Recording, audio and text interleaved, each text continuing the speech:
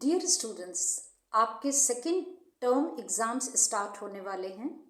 मैं अंजलि सारस्वत आज आपको साइंस के पेपर के लिए फॉर क्लासेस 6 to 8 ये समझाने वाली हूँ कि आपके पेपर का फॉर्मेट क्या होगा, किस तरीके से किस चैप्टर को कितना वेटेज दिया गया है और किस पेपर में से किस टॉपिक में से किस तरीके के क्वेश्चंस आएंगे।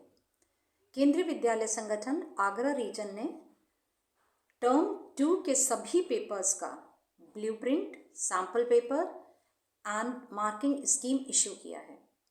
उसी ब्लूप्रिंट को मैं आज आपके साथ डिस्कस करूंगी, जिससे आप ये समझ पाएँ कि एग्जैक्टली ब्लूप्रिंट क्या होता है। ब्लूप्रिंट होता है बच्चों पेपर का फॉर्मेट, यानी कि पेपर में कौन से टॉपिक्स आ रहे हैं, हर टॉपिक को कितना वेटेज दिया गया है और उस पर्टिकुलर टॉपिक से किस तरीके का क्वेश्चन पेपर में आएगा। वेरी शॉर्ट आंसर या लॉन्ग आंसर।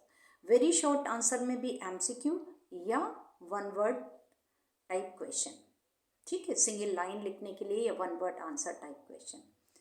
तो किसी भी एग्ज़ाम को अटेम्प्ट करने से पहले ये बहुत ज़रूरी होता है कि हम उसके फॉर्मेट को समझें, और फॉर्मेट का मतलब ब्लूप्रिंट को समझें।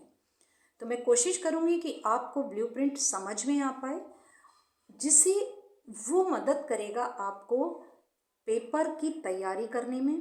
इवन आप खुद का एक पेपर बना सकते हैं उस फॉर्मेट से। तो जो ब्लूप्रिंट दिया जा रहा है केंद्रीय विद्यालय संगठन की ओर से, आपका फाइनल का पेपर एग्जैक्टली उसी पैटर्न पर होगा। तो आप बहुत अच्छे से तैयारी करिए, समझिए। इसके अलावा बच्चों, सैम्पल पेपर 1 का सॉल्यूशन भी मैंने प्रोवाइड किया है आपको। सैम्पल पेपर 2 का सॉल्यूशन बहुत जल्द आ जाएगा आपके पास। आप बहुत अच्छे से उनके साथ प्रैक्टिस करिए। वहाँ मैंने केवल आपको सॉल्यूशन ही नहीं समझाया, आपको मार्क्स का डिस्ट्रीब्यूशन प्लस पेपर का प्रेजेंटेशन कैसे होना चाहिए, कैसे लिखते हैं, कैसे अच्छे मार्क्स स्कोर करते हैं, ये भी समझाने की कोशिश की है। आंसर प्रेजेंटेशन या पेपर प्रेजेंटेशन का एक वीडियो अलग से भी है, जिसका डिस्क्रिप्शन बॉक्स में आपको लिंक मिल जाएगा। आप उसको ज़रूर देखिए, चाहे आप बोर्ड अपियरिंग स्टूडेंट्स हो या होम एग्ज़ाम अपियर। सबका एक ही तरीका होता है कि हम पेपर को इस ढंग से प्रेजेंट करें कि जो एग्ज़ामिनर है उसके ऊपर हमारा पॉजिटिव इम्पैक्ट जाए और बहुत अच्छी तरीके से आपके आंसर्स लिखे गए हों। ये भी बच्चों एक आंसर राइटिंग भी एक स्किल है जो प्रैक्टिस से आती है। आई होप कि आप चीज़ों को समझ पाएंगे और अपने एग्ज़ाम की तैयारी बहुत अच्छे से कर पाएंगे। इस बार का कोई भी पेपर गूगल फॉर्म में नहीं है, सब्जेक्टिव है, पेन पेपर एग्ज़ाम है। आपको अपनी राइटिंग स्किल्स को इम्प्रूव करना ही है। तो चलिए समझते हैं ब्लूप्रिंट्स को, और मैं कोशिश करूँगी कि आप उसको समझा पाऊँ और आप उसको समझ पाएँ और अकॉर्डिंगली अपनी तैयारी कर पाएँ। चलिए स्टार्ट करते हैं। पेपर 2 का सॉल्यूशन भी दूंगी, मुझे उसके साथ आप करिए और बताइए आप और क्या चाहते हैं। कोई कॉन्सेप्ट जो आप और समझना चाहते हैं कि भाई आपको इसको और अच्छे से समझना है, तो मुझे कमेंट सेक्शन में ज़रूर लिखिए। Then I will try to solve your issues. So all the best children.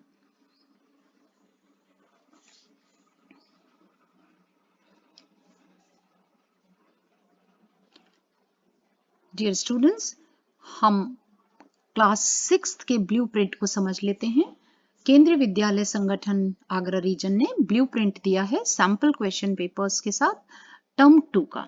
ठीक है, जो टर्म 2 के लिए सैंपल पेपर्स इश्यू किए हैं उनका ब्लूप्रिंट है, यानी कि सैंपल पेपर इस पैटर्न पर बनाए गए हैं और जो आपका फाइनल का पेपर होगा वो भी इसी पैटर्न पर होगा।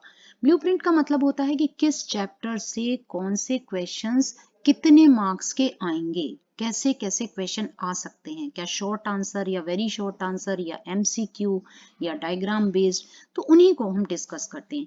ये पेपर जो आपका होगा सब्जेक्टिव पेपर होगा, यानी कि आपको गूगल फॉर्म में नहीं बनाना है, आपको लिखना है, लिखकर आंसर करना है टर्म 2 का। चलिए पहले सिलेबस समझ लेते हैं। चैप्टर 9 है आपका देखिए 40 मार्क्स का क्वेश्चन है, पेपर है ये आपका। चैप्टर 9 है the living organisms and there surroundings. इस चैप्टर को वेटेज दिया गया है 2 मार्क्स का। यहाँ से केवल 2 एमसीक्यू पूछे जाएंगे। इसका मतलब क्या हुआ कि काफी लंबा चैप्टर है, आप चैप्टर को थॉरोली पढ़ लीजिए। यहाँ से लंबी चौड़ी डेफिनेशंस या डेस्क्रिप्टिव क्वेश्चंस नहीं आएंगे। सारा थ्योरी को आप एमसीक्यू बेस्ड ऑब्जेक्टिव वे में तैयार कर लीजिए, कहीं से भी कोई भी क्वेश्चन पूछा जा सकता है। चैप्टर 10 है motion and measurement of distances. इसे वेटेज दिया है 3 मार्क्स का। 3 मार्क्स को कैसे डिस्ट्रीब्यूट किया है कि एक क्वेश्चन आएगा एमसीक्यू, सिंपल सा, जैसे आपसे यूनिट पूछ लिया, एसआई यूनिट पूछ लिया, या आपसे एक फॉर्मूला पूछ लिया, या आपसे एक डिफरेंस पूछ लिया, कुछ भी एक एमसीक्यू बेस्ड, मतलब 4 ऑप्शंस दिए हुए होंगे। एक होगा आपका शॉर्ट आंसर, और शॉर्ट आंसर 2 मार्क्स का होता है। ब्रैकेट में दिया है आपको नंबर ऑफ क्वेश्चन, अगर यहाँ 2 दिया होता है इसका मतलब 2 क्वेश्चन। ठीक है, आगे बताएंगे। 1 क्वेश्चन आएगा जो 2 मार्क्स का होगा और एमसीक्यू 1 मार्क का, तो टोटल हो गया 3। Next chapter light, shadows and reflection. इसको वेटेज दिया है 4 मार्क्स का, और इसमें से 2 एमसीक्यू बेस्ड क्वेश्चन होंगे, मल्टीपल चॉइस क्वेश्चन के 2, तो 2 मार्क्स हो गए, और शॉर्ट आंसर का 1, यानी 2 मार्क्स का। 2 + 2 4। नेक्स्ट टॉपिक है इलेक्ट्रिसिटी एंड सर्किट। इसको वेटेज है 5 मार्क्स का, राइट। 5 मार्क्स के वेटेज को अगर हम देखें तो इसमें से भी एक एमसीक्यू होगा, और 2 मार्क्स के 2 आपके शॉर्ट आंसर टाइप क्वेश्चंस होंगे। ब्रैकेट में फिर समझा रही हूँ, नंबर ऑफ क्वेश्चंस लिखे हैं 2 क्वेश्चन, तो 2 क्वेश्चन 2 मार्क्स, 2 × 2 4 हो गया, और एक ये 5। ठीक। Next topic is fun with magnet. इसको वेटेज दिया है 5 मार्क्स का। इसमें से भी एक एमसीक्यू होगा और 2 आपके short answer type. Short answer type में आपके 2 + 2 और एक एमसीक्यू, टोटल हो गया 5। शॉर्ट आंसर को समझ लीजिए कैसे क्वेश्चंस आते हैं। शॉर्ट आंसर में आपका डेफिनेशन हो सकता है, 2 मार्क्स का क्वेश्चन है, 2 डिफरेंसेस हो सकते हैं, कोई छोटा सा न्यूमेरिकल हो सकता है, कोई डिस्क्रिप्टिव या रीजनिंग का क्वेश्चन हो सकता है। हार्डली 2 3 4 लाइन का, इससे ज्यादा नहीं। ओके। Chapter 14 water. देखिए इसको वेटेज काफी ज्यादा है, 7 मार्क्स का वेटेज है। इसको कैसे 7 नंबर को कैसे डिवाइड किया है, एक होगा इसमें एमसीक्यू, ठीक है, एक होगा शॉर्ट आंसर यानी 2 मार्क्स का, तो 3 मार्क्स हो गए, और एक होगा लॉन्ग आंसर 1 मार्क, यानी कि ये होता है 4 मार्क्स का। ठीक है, तो 4 + 5 शॉर्ट आंसर, ये 2 मार्क्स का, तो ये 4 + 2 6, और एक ये 7। Chapter 15 air around us. इसको भी वेटेज 7 मार्क्स है। इसमें भी एक एमसीक्यू होगा। वेरी शॉर्ट आंसर 2 होंगे, यानी एक एक नंबर के 2 क्वेश्चन होंगे, तो 2 ये और एक एमसीक्यू 3 हो गए, और लॉन्ग आंसर 4 मार्क्स का, तो टोटल हो गया weightage 7। Garbage in garbage out. इसको भी वेटेज काफी है, 7 मार्क्स का। एक एमसीक्यू इसमें से, वेरी शॉर्ट आंसर आपके 2 मार्क्स के, यानी 2 क्वेश्चन, 1 + 1, और एमसीक्यू 3 और 4 मार्क्स का एक क्वेश्चन, तो ये टोटल हो गया 7 मार्क्स। अब यहाँ अगर हम पूरी एनालिसिस करके ध्यान से देखें बच्चों, तो ये देखो 14, 15 एंड 16 लेसन को वेटेज 7 मार्क्स का है, और डेस्क्रिप्टिव क्वेश्चन 4 मार्क्स के इन्हीं 3 चैप्टर्स से आएंगे। यानी कि ये जो चैप्टर्स हैं, जो ऊपर के चैप्टर्स हैं, उनमें से आपका 4 मार्क्स का यानी कि बड़ा क्वेश्चन नहीं आएगा। डेस्क्रिप्टिव ज्यादा बड़ा 4 मार्क्स का क्वेश्चन केवल 14, 15, 16 लेसन में ही आएगा। तो जो लेंदी क्वेश्चंस हैं उनको आप इस चैप्टर से आराम से तैयार कर सकते हैं। इसी को थोड़ा सा और डिटेल में समझ लेते हैं। ये पेन पेपर टेस्ट आपका 40 मार्क्स का है। टोटल टाइम मिलेगा आपको 90 मिनट्स। जो आपका पेपर है, पेपर पैटर्न में थोड़ा बदलाव किया गया है। ये कैटेगरीज हैं कि कैसे कैसे टाइप के क्वेश्चंस होंगे। तो जो फर्स्ट कैटेगरी है वो है ऑब्जर्वेशन एंड रिपोर्टिंग, जो 10 मार्क्स की होगी। ऑब्जर्वेशन एंड रिपोर्टिंग का मतलब होता है कि हम किसी चीज को ऑब्जर्व कर रहे हैं, डेटा कलेक्ट कर रहे हैं, और उस पर अपनी रिपोर्ट दे रहे हैं, हम समझ रहे हैं किसी चीज को ऑब्जर्व करके। तो ऐसे 10 क्वेश्चंस होंगे, एक एक नंबर का एमसीक्यू। ठीक है। सेकेंड कैटेगरी है आइडेंटिफिकेशन एंड क्लासिफिकेशन, 10 मार्क्स का। आइडेंटिफिकेशन एंड क्लासिफिकेशन में आते हैं कि आप डिफरेंस कर रहे हैं, चीजों को पहचान रहे हैं, आप समझ पा रहे हैं कि this category is to be classified in another section and this is in another section. दो चीजों में आप कंपेयर कर पा रहे हैं, सिमिलैरिटी डिसिमिलैरिटी बता पा रहे हैं, ठीक है, जिसे हम डिफरेंसेस कहते हैं, या उसको पहचान पा रहे हैं। जैसे लीफ है तो आपको लीफ में, अगर चलो मैं यहां से एक कोई चैप्टर ले लेती हूँ, जैसे आपको लिखा है फन विथ मैग्नेट, तो यहाँ आइडेंटिफिकेशन में क्या होगा कि मैग्नेट के हम पोल्स कैसे पहचाने, है ना। मैग्नेट को जब अलाइन करेंगे, अगर उसकी पोजीशन हमें दिख रही है तो हम कैसे बताएं कि कौन सा नॉर्थ होगा कौन सा साउथ होगा, या डिफरेंस हम बताएं किसी भी चीज में, ठीक है। गार्बेज इन गार्बेज आउट है तो हम बायोडिग्रेडेबल एंड नॉन बायोडिग्रेडेबल में कैसे डिफरेंस बताएं, ठीक है। या वाटर है तो प्योर और कंटेमिनेटेड वाटर में हम कैसे डिफरेंस, तो ये आइडेंटिफिकेशन है। इस कैटेगरी में आपको वेरी शॉर्ट आंसर, एक एक नंबर के 2 क्वेश्चन मिलेंगे। फिर से समझ लीजिए, ब्रैकेट में जो दिए हैं वो नंबर ऑफ क्वेश्चन दिए हैं, शॉर्ट आंसर के भी 2 क्वेश्चंस होंगे 2 मार्क्स ईच, और लॉन्ग आंसर का एक क्वेश्चन होगा 4 मार्क्स का, तो टोटल ये हो गया 10, ठीक है। थर्ड कैटेगरी है डिस्कवरी ऑफ फैक्ट्स, ये टोटली कॉन्सेप्ट बेस्ड क्वेश्चंस होंगे, जो क्वेश्चंस हैं जो आपने कॉन्सेप्ट सीखे हैं उनके ऊपर डायरेक्ट क्वेश्चंस होते हैं। वेरी शॉर्ट आंसर, एक एक नंबर के 2 क्वेश्चंस होंगे। शॉर्ट आंसर ब्रैकेट में 2 क्वेश्चंस एंड 2 मार्क्स, तो 4 मार्क्स हो गया। लॉन्ग आंसर 4 मार्क्स, और ये भी हो गया 10। फोर्थ कैटेगरी लेते हैं application and skill based questions including drawing and labelling. यहाँ एप्लीकेशन है। एप्लीकेशन का मतलब होता है कि हमने किसी चीज को सीखा, अब हम उस नॉलेज को कहाँ अप्लाई कर पाए, कहाँ हम यूज कर पाए। न्यूमेरिकल्स आ सकते हैं इसमें, ड्राइंग आएंगी, लेबल्ड डायग्राम, ठीक है। एप्लीकेशन का मतलब है जैसे कि हमने इलेक्ट्रोमैग्नेट पूछ लिया कि इलेक्ट्रोमैग्नेट क्या है और उसके यूज क्या है, कहाँ हम यूज करते हैं उसको।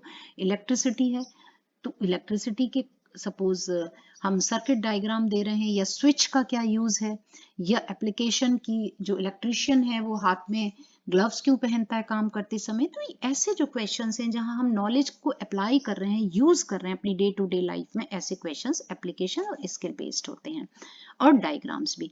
तो शॉर्ट आंसर के 3 क्वेश्चंस आएंगे, यानी 6 मार्क्स हो गए, 2 मार्क्स का एक क्वेश्चन। लॉन्ग आंसर हो गया 4, तो ये भी हो गए 10, और टोटल ये भी 10 है, तो टोटल हमारे हो गए 40 मार्क्स का पेपर, आपका ये कंप्लीट हो गया। तो बच्चों इस तरीके से आप खुद ब्लूप्रिंट को पहले अच्छे से समझ लीजिए। इवन आप जो आपको सैंपल पेपर दिया है वो भी इसी ब्लूप्रिंट पर है, प्लस जो आपका फाइनल का पेपर आएगा टर्म 2 का, वो भी बिल्कुल और बिल्कुल इसी ब्लूप्रिंट पर आएगा कि इस चैप्टर में से इतने क्वेश्चन इतने मार्क्स के। आप खुद भी अपना एक पेपर बनाइए और आप इस पैटर्न को समझिए और प्रैक्टिस करिए, ठीक है। सैंपल पेपर 1 का सॉल्यूशन मैंने अभी दिया है, बहुत जल्द आपको सैंपल पेपर 2 का सॉल्यूशन भी मिलेगा। तो आप मेरे साथ कनेक्टेड रहिए, सीखते रहिए, और अगर आपको लगता है कि कोई बात, कोई खास कॉन्सेप्ट आपको समझना है दोबारा, तो आप मुझे कमेंट सेक्शन में दीजिए, तो मैं आपको उसके बारे में भी एक्सप्लेन करने की कोशिश करूंगी कि आप ज्यादा अच्छे से समझ पाए। So wish you all the very best children.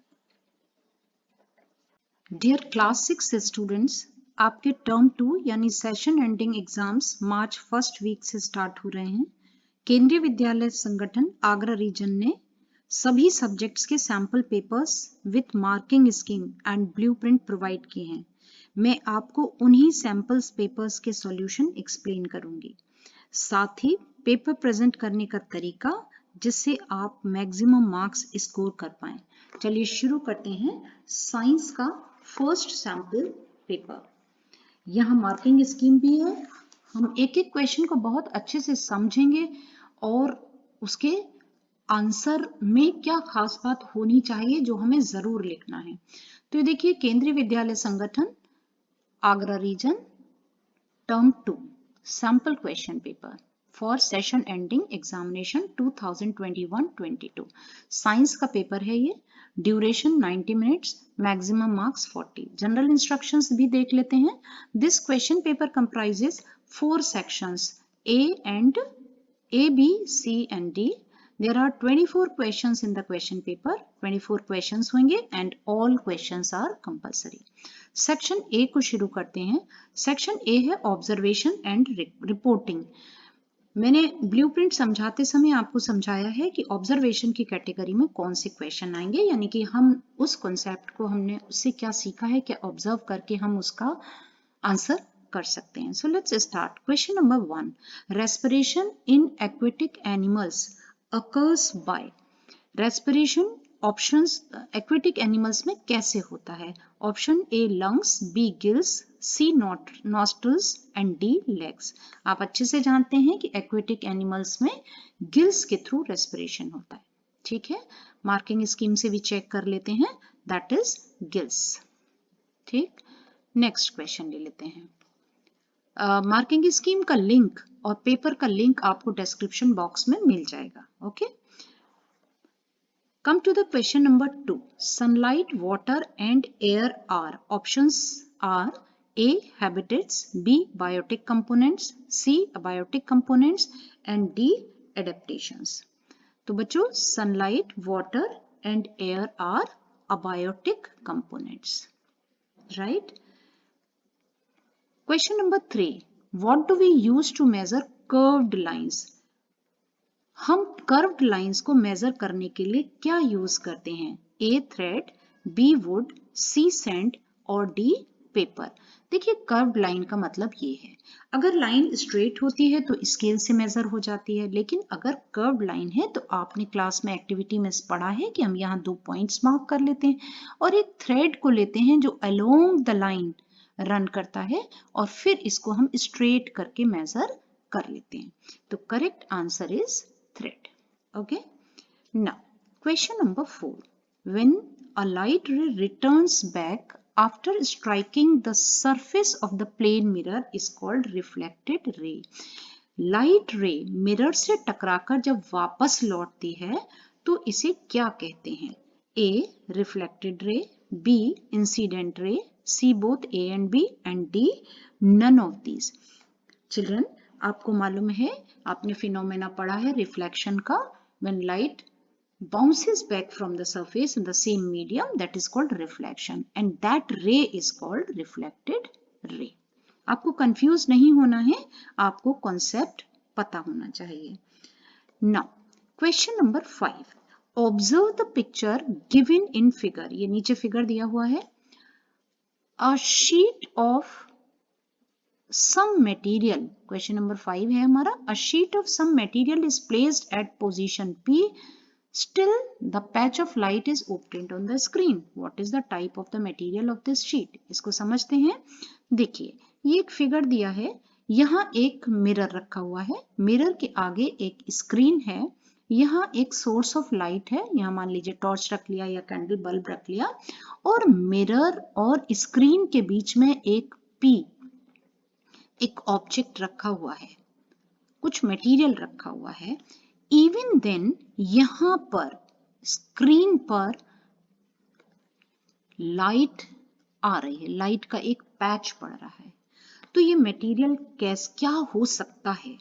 Options हैं would, rubber, glass and black pepper. Simple phenomena है, ये लाइट रे फॉल कर रही है मिरर पर और यहां से ये रिफ्लेक्ट हो रही है। ठीक है, रिफ्लेक्ट होकर यहां आ रही है। समझ गए आप? इसका मतलब क्या हुआ? Simple process. ये देखिए जो हम यहाँ करते हैं, ये प्लेन मिरर हो गया, ये नॉर्मल हो गया, ये इंसिडेंट रे हो गई। ठीक है, एंगल ऑफ इंसिडेंस, और ये लौट कर लाइट आ जाती है आर, है ना? तो ये मीडियम कैसा है, यहाँ आपको मीडियम बताना है। डेफिनेटली ये कैसा होगा? ट्रांसपेरेंट मीडियम होगा, तभी रिफ्लेक्शन होगा। ठीक है, तो कौन सा हमारा ऑप्शन सही होगा? Option C, glass. Come to the question number 6, bulb glows only in. ये इलेक्ट्रिसिटी पर, इलेक्ट्रिक सर्किट पर बेस्ड क्वेश्चन है। बल्ब किस सिचुएशन में ग्लो करेगा? A closed circuit, B open circuit, C in both circuits, D open circuit if bulb is not fused. Children, आपको पता है कि जब सर्किट में सारे कंपोनेंट्स प्रॉपरली कनेक्टेड होते हैं और स्विच ऑन किया जाता है, स्विच ऑन का मतलब है ये की है, की को हमने क्या कर दिया? इंसर्ट कर दिया। इसका मतलब हमारा सर्किट क्लोज हो गया, तभी करंट पास होगा। ठीक है, लेकिन ओपन सर्किट है, अगर ये की आपकी इंसर्टेड नहीं है यानी कि स्विच ऑन नहीं है तो बल्ब ग्लो नहीं करेगा। समझ रहे हैं आप इस बात को? इसका मतलब क्या हुआ कि a bulb requires proper current flow in order to glow. तो ये सिचुएशन केवल किस में पॉसिबल है? क्लोज्ड सर्किट में पॉसिबल है। यहां डी से कंफ्यूज नहीं होना है। Open circuit if bulb is not fuse, ठीक है, बल्ब फ्यूज नहीं है लेकिन सर्किट तो ओपन है, तो ये हमारा ऑप्शन नहीं होगा। ठीक है, come to the question number 7। North pole of a magnet can be identified by. हमको एक मैग्नेट है जिसके पोल्स नहीं मालूम है, उससे हमें नॉर्थ पोल पता करना है। तो हम कैसे करेंगे? Option A, another magnet having its poles marked as north pole and south pole। हम एक दूसरा मैग्नेट लें जिसके नॉर्थ और साउथ पोल मेंशन्ड हो, या option B, another magnet no matter whether the poles are marked or not। एक दूसरा मैग्नेट लें भले ही उस पर पोल्स लिखे हुए ना हो, उससे कोई फर्क नहीं पड़ता। Option C, using an iron bar, क्या आयरन बार लें। D, using iron filings. Children, as you know very well that like poles repel and unlike poles attract each other। तो मैग्नेट में भी अगर हमारा कोई अननोन मैग्नेट है जिसके पोल्स नहीं मालूम और इसके हमें मालूम है, अगर यहाँ अट्रैक्शन हो रहा है, ठीक है, अट्रैक्ट कर रहे हैं, तो ये वाला पोल होना चाहिए south. Opposite poles attract each other. लेकिन अगर ये रिपेल कर रहे हैं, दूर भाग रहे हैं, इसका मतलब ये वाला पोल कौन सा होगा? ये नॉर्थ है तो ये भी नॉर्थ होगा।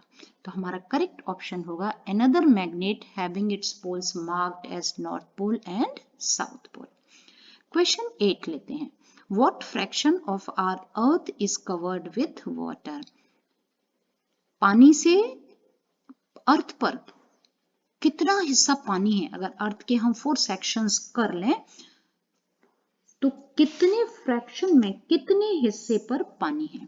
ठीक है, ये आपको याद होना चाहिए कि 3/4 fraction of our earth is covered with water. 3/4 यानी 4 में से 3 हिस्से, 75%। Question number 9, which of the following gas helps in burning? Option A, nitrogen, B, oxygen, C, carbon dioxide and carbon monoxide. आपको सबको मालूम है कौन सी gas oxygen supports burning. Oxygen की प्रेजेंस में ही कंबस्टिबल सब्सटेंस बर्न करते हैं और कार्बन डाइऑक्साइड जलती हुई चीजों को बुझाती है। ध्यान रखिए, carbon dioxide extinguishes fire whereas oxygen supports burning, so the correct answer is oxygen। Question number 10, landfill is an। landfill क्या है बच्चों?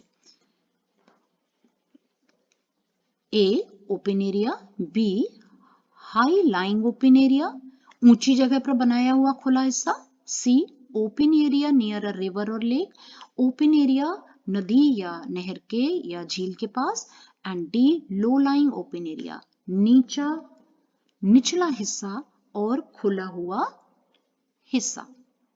ठीक है, तो बच्चों सबसे पहले तो आप ये समझिए कि लैंडफिल होता क्या है। जितना भी शहर का कूड़ा कचरा डाला जाता है वो नीचे, जो जमीन नीचे है जिसे हम लो लाइन कहते हैं, वहां पर डाला जाता है और जब वो पूरे उसके लेवल में आ जाता है तो मिट्टी डालकर उसको डिकम्पोज करने के लिए या लेवलिंग करने के लिए यूज किया जाता है। आपका करेक्ट ऑप्शन क्या होना चाहिए? That should be low lying open area. देखिए इसके लिए आपको मैं दिखाती हूं, ये है आपकी डीलिंग विथ गार्बेज। यहां लिखा है सफाई कर्मचारी collect the garbage in trucks and take it to a low lying open area called a landfill. समझ आ गया? आपकी ही बुक का डायरेक्ट क्वेश्चन है। Section B includes identification and classification. Identification में का मतलब क्या है कि हमको चीजों को, क्वेश्चंस को पहचानना, यानी कि डिफरेंसेस हमें करने हैं, या बहुत सारी चीजें दी हुई हैं तो सिमिलैरिटीज और डिससिमिलैरिटी के बेस पर उनको क्लासिफाई करना है। ओके, सो क्वेश्चन 11 ले लेते हैं। Sort the materials as waster of blue bin और green bin kitchen waste? ये बड़ा अच्छा क्वेश्चन है, ब्लू बिन और ग्रीन बिन। अब हम बात करते हैं कि ये ब्लू बिन क्या है और ग्रीन बिन क्या है। ब्लू बिन का मतलब है डस्टबिन कंटेनर जिसमें हम वेस्ट डिकम्पोज करते हैं। तो ब्लू बिन आपकी यूज होती है किसके लिए? नॉन बायोडिग्रेडेबल सब्सटेंसेस, यानी कि जो डिकम्पोज नहीं होते हैं।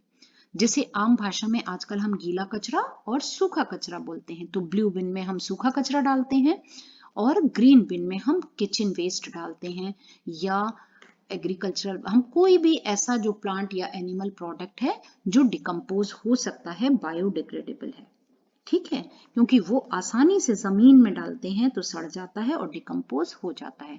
तो हमें यहाँ पर क्या करना है, इनकी सॉर्टिंग करनी है। क्या क्या चीजें दी हुई हैं हमें दिया हुआ है glass, lens, eggshell, plastic bottle, animal waste, dried leaves, metal container. चलिए मार्किंग स्कीम से आंसर देखते हैं हम।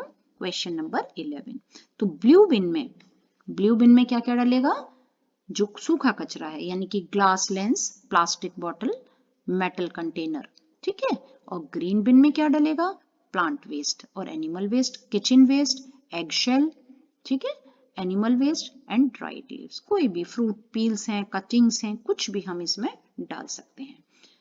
Next question number 12, the layer of air around the earth is known as. हमारे चारों ओर जो एयर है वो क्या कहलाती है? इट इज कॉल्ड एटमॉस्फेयर, ठीक है। नेक्स्ट क्वेश्चन बहुत ही अच्छा क्वेश्चन है, हालांकि आपकी एनसीईआरटी का ही क्वेश्चन है। Question number 13, column 1 shows different positions in which one pole of a magnet is placed near that of the other. Column 2 indicates the resulting action between them for each other. Fill in the blanks. ये series आपको complete करनी है। Column 1 में आपको poles बताए हैं और कि दो मैग्नेट्स हैं, नॉर्थ साउथ का मतलब है कि एक का नॉर्थ पोल और दूसरे का साउथ पोल आपस में लाए गए, तो कॉलम में क्या होगा, रिजल्ट क्या होगा, ठीक है। आपको मालूम है opposite poles attract each other, तो ये अट्रैक्शन होगा। और सिमिलर पोल्स हैं तो क्या होगा? रिपल्शन होगा। अब यहां क्योंकि रिपल्शन शो कर रहे हैं तो यहां कैसा मैग्नेट होना चाहिए? सिमिलर पोल होना चाहिए, ठीक है। यहां अट्रैक्शन हो रहा है, इसका मतलब कैसा पोल होना चाहिए? डिफरेंट पोल होना चाहिए, अनलाइक पोल होना चाहिए। आंसर में भी आप देख सकते हैं, क्वेश्चन नंबर 13 का आंसर ये देखिए, सेम आंसर है, लिंक आपको मिल जाएगा, आप वहां से भी देख सकते हैं। Come to the question number 14, the handles of the tools like screwdrivers and pliers used by electricians for repair work usually have plastic or rubber covers on them. Can you explain why? बच्चों इसको आपको समझना है, आपको explanation देना है कि ये जो सब्सटेंसेस हैं प्लास्टिक और रबर, एक वर्ड इसमें डालना है, वो क्या होने चाहिए? इंसुलेटर्स होने चाहिए, ठीक है। ये इंसुलेटर्स हैं और करंट हम तक पास या जो भी इलेक्ट्रिशियन काम कर रहा है उस तक नहीं होता है। आंसर पढ़ लेते हैं, प्लास्टिक और rubber is an insulator. Children presentation के समय आपको ध्यान रखना है कि जो मेन बात है, ठीक है, उसको अंडरलाइन करना है। जैसे प्लास्टिक और रबर इज एन इंसुलेटर, इसको अंडरलाइन कर दीजिए, ठीक है। तो जो कॉपी चेक करेगा उसको इमीडिएट पता लग जाएगा कि स्टूडेंट को ये बात मालूम है। Does not allow electric current to pass through it, ये हमारा मेन आंसर हो गया। The handles of the tools like screwdrivers and pliers used by electricians for repair have covering of plastic or rubber so that electric current may not pass through these tools to the body of the electrician to harm it. इसको भी underline कर दीजिए, ठीक है। तो ये तरीका है कि आप अपने पेपर को अच्छे से प्रेजेंट कर पाएं और इसमें इंपॉर्टेंट वर्ड आपको जरूर डालना है। क्वेश्चन 15 ले लेते हैं। Question 15 is what is vermicomposting? Vermicomposting, give 2 reasons why vermicomposting is useful as compare to chemical fertiliser. पहली बात कि वर्मी कंपोस्टिंग क्या है, अब आपको 2 रीजंस देने हैं कि वर्मी कंपोस्ट जो है वो केमिकल फर्टिलाइजर के कंपैरिजन में बेटर है, ज्यादा अच्छी है। Why should we not use waste that may contain soil, salt, pickles, oil, vinegar and milk preparations as food for red worms in vermicomposting pit? तीसरा इसी में क्वेश्चन दिया है कि ये सारी चीजें जब हम वर्मी कंपोस्टिंग तैयार कर रहे हैं तो उन रेड वर्म्स यानी अर्थ वर्म्स के फूड में ये चीजें नहीं डालनी चाहिए। देखिए ये 4 मार्क्स का जो डिस्ट्रीब्यूशन है वो किस तरीके से होगा। पहला नंबर होगा आपका वर्मी कंपोस्टिंग के लिए, ठीक है। 2 रीजंस होंगे तो 2 रीजंस के लिए 2 मार्क्स, और जो थर्ड पार्ट दिया है why should we not use, ये 1 मार्क, ठीक है। अब देखिए जब आप आंसर करें तो पूरा एक पैराग्राफ फॉर्म में ना करें, आप क्या करें, बेसिक चीज को अंडरलाइन करें और पॉइंट्स में लिखें। मैं आंसर आपको दिखाती हूं कि आपको किस तरीके से लिखना चाहिए। ये देखिए क्वेश्चन 15 आ गया, ये पूरे पैराग्राफ में लिखा है। मैं आपको सजेस्ट करूंगी कि आप ऐसे ना लिखें, आप पहले लिखें, एक हेडिंग डालें वर्मी कंपोस्टिंग, अंडरलाइन करें और उसको डिफाइन करें। The process of making compost with the help of worms is called vermi composting, ठीक है, ये लिख लिया। इसके बाद आपसे दूसरा क्वेश्चन पूछा है तो आप पैराग्राफ चेंज करें और फिर लिखें vermicomposting is less expensive, high yielding and beneficial for soil health as compare to chemical fertiliser. ऐसे भी लिख सकते हैं या पॉइंट्स में भी डाल सकते हैं, less expensive, vermi compost is, point डाल सकते हैं, हाई यील्डिंग एंड बेनिफिशियल, ठीक है, ऐसे भी लिख सकते हैं। उसके बाद फिर पैरा चेंज करिए, फिर लिखिए we should not use waste that may contain salt, pickle, oil, vinegar and milk product as food for because these substances attract disease causing small organisms in pit। ये जब आंसर चेंज पैराग्राफ में आप लिखें तो इस line को जरूर underline कर दें। ये क्या होते हैं, दूसरे माइक्रोब्स को अट्रैक्ट कर लेते हैं पिट में harm red worms ultimately hindering the preparation of vermi compost. जो हमारा अर्थवर्म है, रेड वर्म्स है, उनको नुकसान पहुंचा सकते हैं, इसलिए हमें इन्हें यूज नहीं करना है, ठीक है। तो अंडरलाइन करने पर और टू द पॉइंट आंसर लिखने पर कहाँ पैराग्राफ चेंज करना है और कहाँ हमको पॉइंट्स में आंसर लिखना है, इन चीजों का आपको ध्यान रखना है। अब हमारा सेक्शन सी आता है डिस्कवरी ऑफ फैक्ट्स, ठीक है। क्वेश्चन 16 लेते हैं, list 2 activities that are possible due to presence of air. देखिए 1 मार्क का क्वेश्चन है तो 2 आपसे पूछे हैं तो half plus half mark, okay. चलिए देख लेते हैं क्वेश्चन 16 का answer. Answer is movement of sailing yachts, gliders, parachutes, कुछ भी आप लिख सकते हैं, फ्लाइंग काइट्स, विंडमिल। आप अपनी 2 पूछे हैं, आप 2 ही लिखिए, चॉइस कुछ भी हो सकती है आपकी करेक्ट आंसर, पॉइंट में भी लिख सकते हैं आप। Question 17 define composting, proper definition लिखना है हमको, फैक्ट्स के बारे में देना है, फैक्ट्स का मतलब है जो चीज है वो है। Rotting and conversion of biodegradable material into manure as called composting, ठीक है। जितनी भी बायोडिग्रेडेबल यानी जो चीजें डिकम्पोज हो सकती हैं, सड़ सकती हैं जमीन में जाकर, उनका सड़ना गलना क्या कहलाता है, कंपोस्टिंग कहलाता है। इसको भी मैं आपको कहूंगी कि पहले आप हेडिंग डालिए कंपोस्टिंग, अंडरलाइन करिए, फिर पूरी बात करिए, ठीक है। Question number 18, What is a shadow? How is it formed? देखिए 2 मार्क्स का क्वेश्चन है, इसको डिवाइड करेंगे 1 प्लस 1 मार्क में। आंसर देख लेते हैं। शेडो अंडरलाइन कर लीजिए, हेडिंग डालिए, shadow is the dark space behind an opaque object. ये आपका फर्स्ट पार्ट हो गया, कैसे बनती है ये सेकेंड पार्ट हो गया।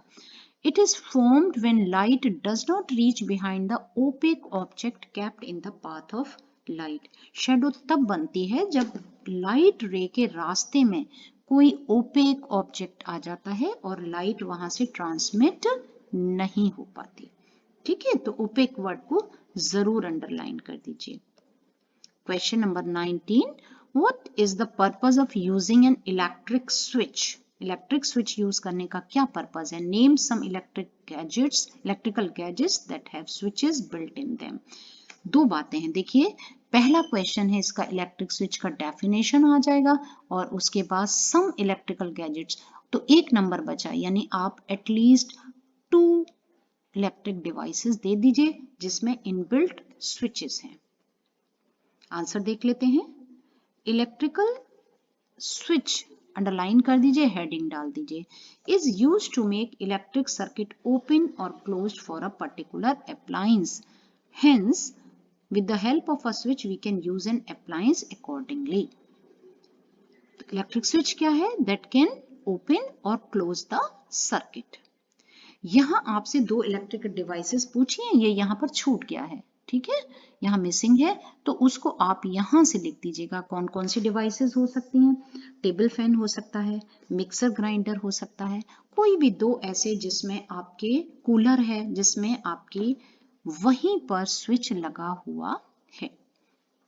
क्वेश्चन नंबर 20, ये पैराग्राफ बेस्ड क्वेश्चन है। ऐसे क्वेश्चंस को लंबा सा पैराग्राफ देखकर आपको घबराना नहीं है, बहुत आराम से उस पैराग्राफ को समझिए, पहले उसकी भाषा को, वो क्या कहना चाह रहा है इस बात को समझिए, उसके बाद आपको जो क्वेश्चंस पूछे जाएंगे वो इसी पर बेस्ड होंगे, इसी पैराग्राफ में आपको उसके आंसर्स मिल जाएंगे। चलिए क्वेश्चन 20 समझते हैं। All living things require air, सभी लिविंग बींग्स को हवा चाहिए। Air is a mixture of many gases. पढ़ते समय आप ना इंपॉर्टेंट चीजों को, आपको लगता है कि यहां से क्वेश्चन आ सकता है, उसको पहले ही अंडरलाइन करिए। Air is a mixture of many gases like nitrogen, oxygen, carbon dioxide and water vapour. बहुत ही इंपॉर्टेंट है, इस पर क्वेश्चन हो सकता है पूछा हो। इट ऑल्सो कंटेन्स, और क्या इसमें है? Dust particles and smoke. The major part of air is nitrogen, सबसे ज्यादा हिस्सा है nitrogen. It does not support in burning of substance, लेकिन नाइट्रोजन बर्निंग को सपोर्ट नहीं करती। Dust and smoke are produced during burning of fuel. जो dust और स्मोक हैं वो बर्न जब होती है, कोई भी फ्यूल, कोई भी ईंधन जलता है तो प्रोड्यूस होते हैं। It contains few gases and fine dust particles which are harmful for health and creates many respiratory diseases like asthma. बहुत ही इंपॉर्टेंट लाइन है, इसके अंदर कुछ गैसेस और फाइन डस्ट पार्टिकल्स होते हैं जो रेस्पिरेटरी डिजीजेस प्रोड्यूस करते हैं। अस्थमा रेस्पिरेटरी है, chronic obstructive pulmonary disease COPD जिसे कहते हैं, लंग डिजीजेस हैं ये, एक्यूट ब्रोंकाइटिस, ये सब हमारे रेस्पिरेटरी सिस्टम के लिए बहुत ही हार्मफुल डिजीजेस हैं, and because of the pollution these diseases are caused, right. Oxygen is the essential part of air. अब देखिए एक अच्छी बात आ गई कि इस एयर में ऑक्सीजन भी प्रेजेंट है for the survival of animals. Plants use carbon dioxide, ये दूसरा इंपॉर्टेंट चीज आ गई। प्लांट्स यूज करते हैं carbon dioxide for the photosynthesis के लिए एंड प्रोड्यूस ऑक्सीजन। आपने पढ़ा है कि फोटोसिंथेसिस में CO2 यूज होती है और ऑक्सीजन रिलीज होती है, ठीक है। Carbon dioxide makes up small component of air around us, हमारे चारों ओर बहुत छोटा सा हिस्सा कार्बन डाइऑक्साइड का भी है। Any substance which burns actually consumes oxygen and produce carbon dioxide and other gases। कोई भी फ्यूल, कोई भी सब्सटेंस जलता है तो वो ऑक्सीजन यूज करता है। कंज्यूम मतलब पहले वो ऑक्सीजन लेता है, जलता है और फिर कार्बन डाइऑक्साइड रिलीज करता है, ठीक है। The pie chart shows the composition of air. Pie chart देख लेते हैं, इसको हम समझ लेते हैं बच्चों। ये पाई चार्ट दिखाया है आपको, ये देखिए मैक्सिमम हिस्सा इसमें नाइट्रोजन दिखाई दे रहा है, उससे कम ऑक्सीजन है और बहुत ही कम फ्रैक्शन में कार्बन डाइऑक्साइड, वाटर वेपर और दूसरी गैसेस है, ठीक है। अब हमारे 4 क्वेश्चंस हैं इस पर, ये 4 मार्क्स का क्वेश्चन है।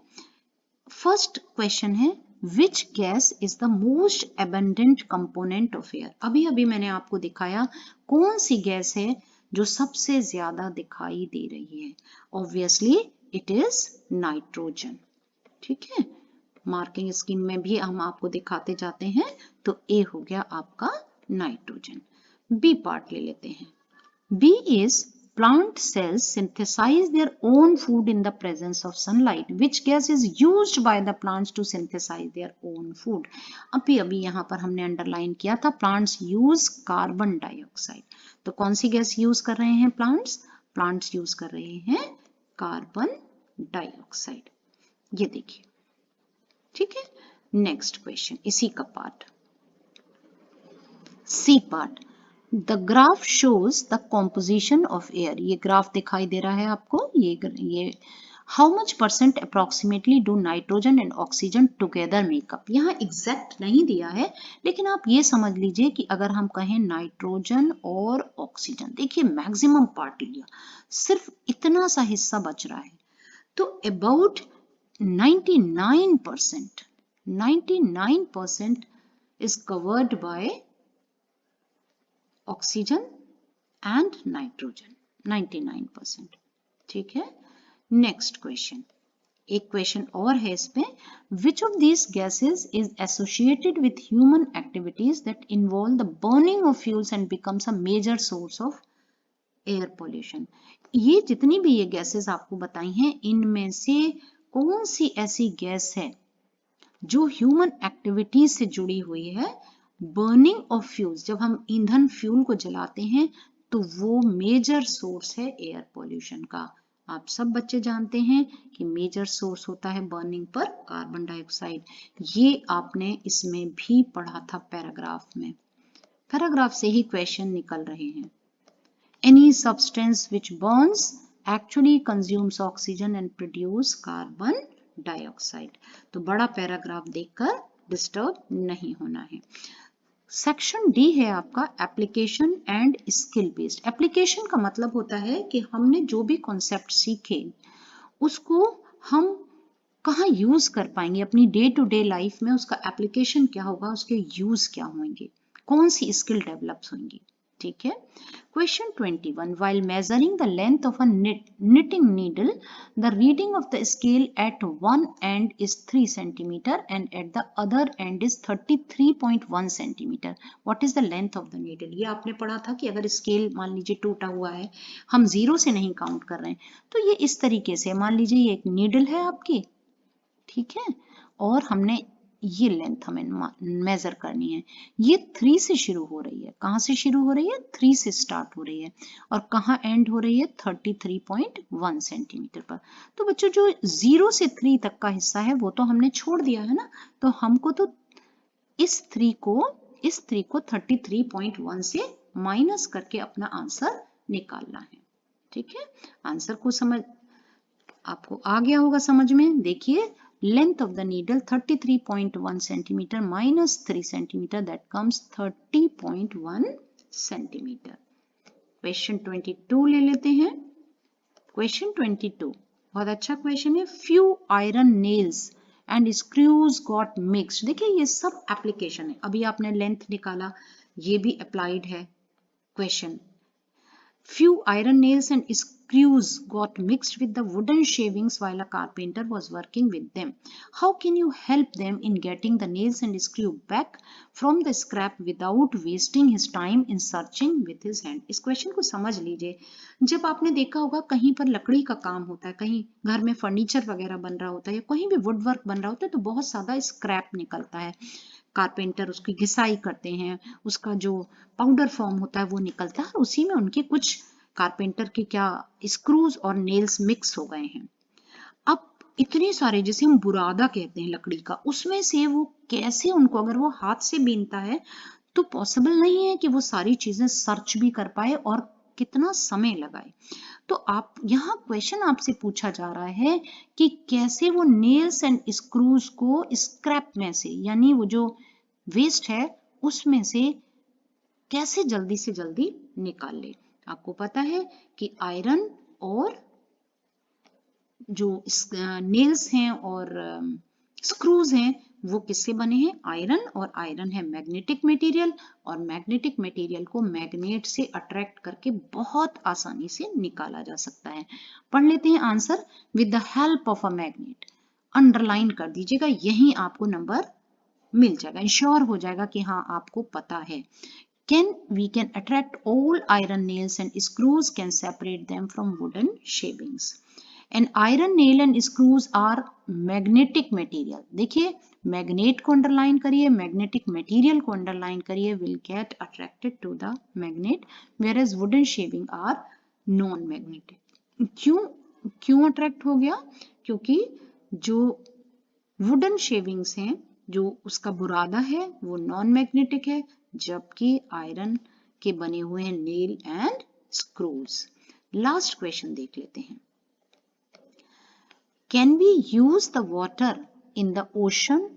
सेकेंड लास्ट क्वेश्चन है, can we use the water in the oceans and seas for drinking and other purposes? Why? दो क्वेश्चन है. देखिए ये भी क्वेश्चन 2 पार्ट्स में डिवाइड होगा, आपको डिस्ट्रीब्यूशन पता होना चाहिए. Can we use the water in the oceans and seas for drinking and other purposes? अगर आप यस नो जो भी लिख रहे हैं उसका 1 नंबर, और अगर आप यस लिख रहे हैं तो उसका रीजन दीजिए, वाई लिख रहे हैं तो उसका रीजन दीजिए. ठीक है, ये भी एप्लीकेशन बेस्ड क्वेश्चन है.